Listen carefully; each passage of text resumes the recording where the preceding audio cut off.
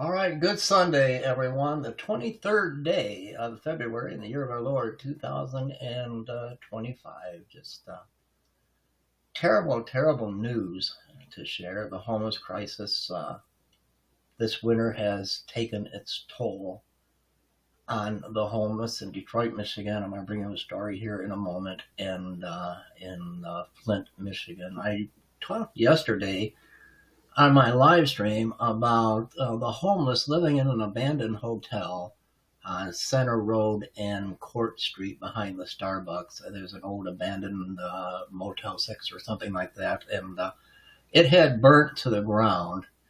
And now all of the information has come out. There was a body found inside. Like I said, they're trying to keep warm, and it looks like they lit a fire, and the fire got out of control, and the homeless person perished in Flint, Michigan, trying to stay warm from the frigid, freezing temperatures. In southwest Detroit, where we often spend a lot of time with our ministry, there's a homeless person named Chuck, and he was living in his abandoned car. He owned some property, a plot of land. That's all he had to his name, and a car that didn't run, and his two dogs.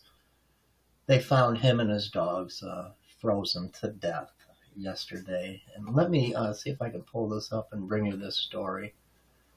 So when I ask you to please pray for the homeless and do what you can, this is what's really going on in the world today.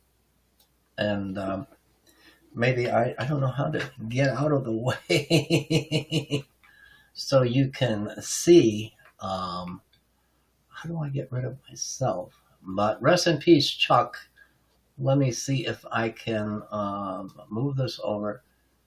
There we go. Rest in peace, Chuck, homeless guitar player, known to many on Verner. That's Verner Highway in southwest Detroit. Chuck and his two remaining beloved dogs today. I'm sorry, the harsh Michigan weather and our imperfect human services network combined to take the life of Chuck and his two remaining beloved dogs today. Their lifeless bodies were found in the disabled car they were living in on Calvary Street near Verner Highway on a vacant lot that Chuck owned, likely the victims of carbon monoxide poisoning. The vacant lot and his two dogs were just about all that Chuck owned. Beside the guitar, he strummed for hours each day in front of El Rancho. I know that, Chrissy and I have been to El Rancho and the Dollar Tree in return for a donation. He had a kind heart and was always grateful for the charity of others, no matter how big or small.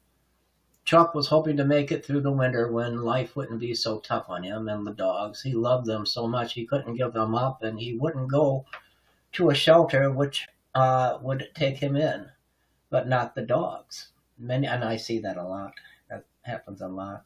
They have their pets with them, and so many of you have provided dog food, so they can keep their pets. They won't leave their pets, their beloved pets, and go into a shelter, so they freeze to death. Many people helped Chuck along the way, but in the end, it wasn't enough to save him. As a neighbor who helped Chuck pointed out, that after he was found, at least he's at peace and still with his cherished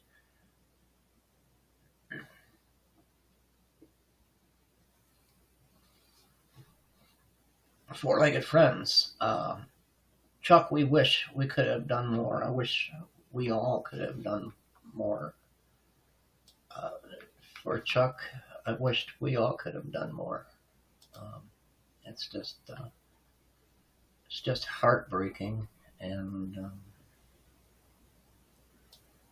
there's a picture of Chuck and his guitar.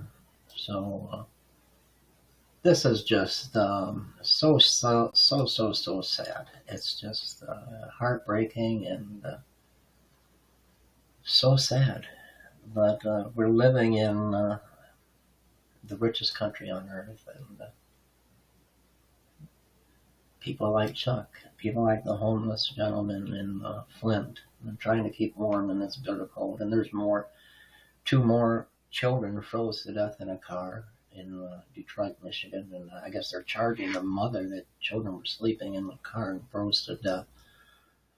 Lord help us. Lord help us. Pray for the Pope. I know whatever you think. When it comes to religions or false religions, uh, it appears he's in critical condition. So our prayers for the Pope today. And please, if you can give a gift to our ministry, please, we need your help.